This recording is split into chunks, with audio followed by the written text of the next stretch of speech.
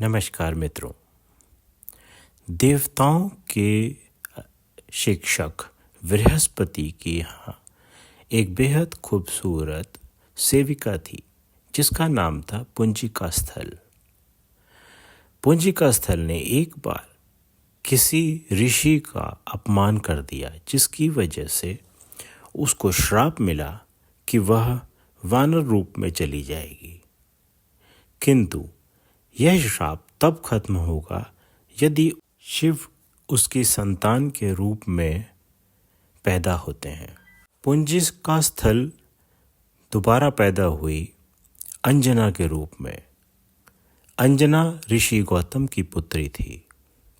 वह शिव के प्रति बहुत ज़्यादा भक्ति रखती थी और सदैव उनकी भक्ति में लीन रहती।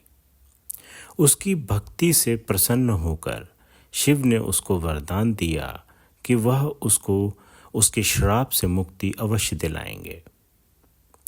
दूसरी ओर राजा दशरथ जो पुत्र के लिए यज्ञ कर रहे थे, वहाँ अग्निदेव प्रकट हुए और उन्होंने राजा दशरथ को एक खीर से भरा पात्र दिया जिसको वो अपनी तीनों पत्नियों को खिला सकते।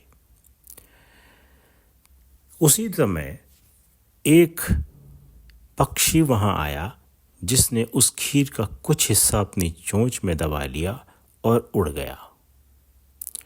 उड़ते उड़ते वह ठीक उसी स्थान पे पहुँच गया जहाँ अंजना शिव की भक्ति में लीन थी। उसने वह खीर का टुकड़ा अपनी चोंच से गिराया और पवन देव ने उस पे इस तरह से हवा चलाई जिससे कि वह खीर का टुकड़ा सीधे अंजना के फैले हुए हाथों में जा गिरा। अंजना ने उसको प्रसाद समझकर खा लिया। कुछ समय पश्चात उनके एक बालक हुआ जिसका नाम था हनुमान। कि पवन देव की कृपा से ही यह मुमकिन हो सका, इसलिए हनुमान को पवन पुत्र भी कहा जाता है।